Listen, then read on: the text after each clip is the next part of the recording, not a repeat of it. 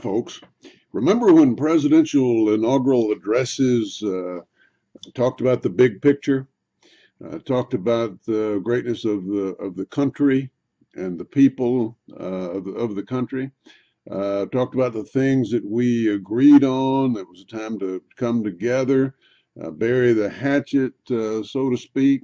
Talk about the things that we could do together, that we agreed on to make our country even great. Talk about where we've been as a nation, the hardships, all of that, but what we can do to come together to make our country great. Bury the hatchet, as Abraham Lincoln would say, with malice toward none. Well, if you heard President Obama's inaugural, none of that. Totally different. Shots at the Republicans. Same old rich versus poor baloney that we heard during the campaign.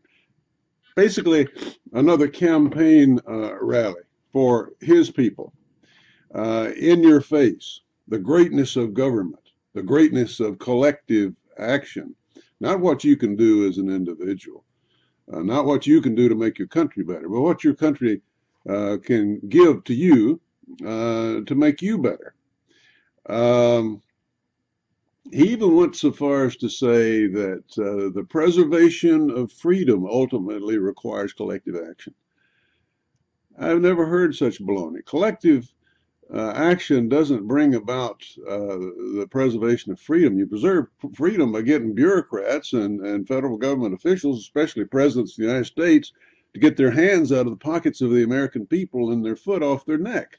That's the way you preserve freedom. Collective action will take freedom more than it will preserve it.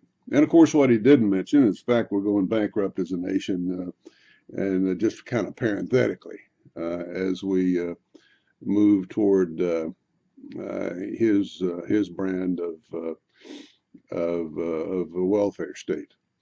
So there you have it. He's free to be himself now. He's free to be what he's always been as he takes us along the journey toward becoming more and more like Western Europe. He's basically saying, I've got my 51% or whatever it is. I've cobbled together my various interest groups that are looking to the government.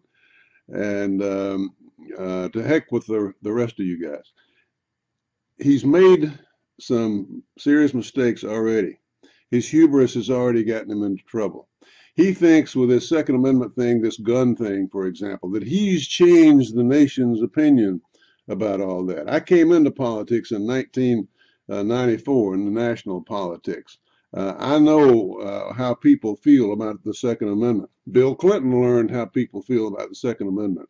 You notice that guns have been off the table for 20 years now in American politics because Democrats got scared to death, took it off the table because they got beat over the head with their attempts to intrude on the Second Amendment. That is not gone. I don't care what the public opinion poll said. Obama is wrong about this, and he's going to learn that the American people are still intent on preserving their rights, and he's going to learn it in 2014. We've got off-year elections, House and Senate.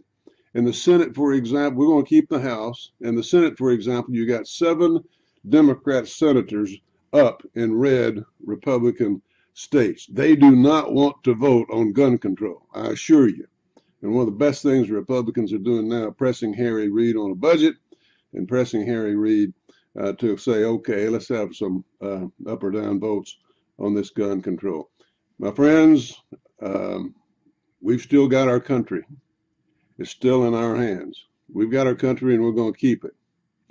Stay tuned. Thank you.